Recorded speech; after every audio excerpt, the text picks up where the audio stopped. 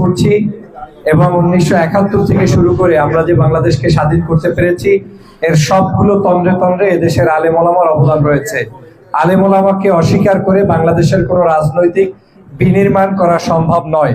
অতএব নিজামে ইসলাম পার্টি তারা আলেমদের প্রতিনিধিত্ব করে, বাংলাদেশের রাজনৈতিক অঙ্গনেও প্রতিনিধিত্ব করে, তারা রাজনৈতিক অঙ্গনে অবদান রেখে চলেছে। আগামীর বাংলাদেশ কেমন হবে সেটা আপনাদেরকে সিদ্ধান্ত নিতে হবে এবং আপনাদের সিদ্ধান্তের আলোকেই আগামীর বাংলাদেশ পরিচালিত হবে। আমার বিশ্বাস আপনারা যেভাবে আলেমরা ঐক্যবদ্ধ হচ্ছেন এবং এবছর যেভাবে আলেমদের মধ্যে কাঁধা ছোড়াছুরি না রেখে একে অপরের কাছাকাছি যাওয়ার একটি সুন্দরতম পরিবেশ তৈরি হয়েছে, এটা যদি নির্বাচনী মাঠ পর্যন্ত গড়ায় তাহলে এদেশে আলেমদেরকে ছাড়া, ইসলামী রাজনৈতিক দলগুলো ছাড়া কেউ কোনো অবস্থায় সরকার গঠন করার সুযোগ নেই। অতএব সেই সুযোগটাকে আমরা হারাতে চাই না।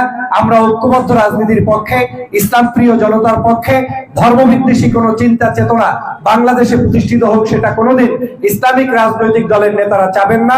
আমি একজন মুসলমান হিসেবে সেটা চেতে পারি না। আসুন আমরা সকলে মতভেদের ঊর্ধ্বে উঠে অন্ততপক্ষে দেশের স্বার্থে, জাতির স্বার্থে ঐক্যবদ্ধ হয়ে আগামীর ময়দান পরিষ্কার করি এবং আগামীর রাজনীতিতে অবদান রাখি। সবাইকে ধন্যবাদ। আসসালামু আলাইকুম ওয়া রাহমাতুল্লাহি ওয়া বারাকাতুহু।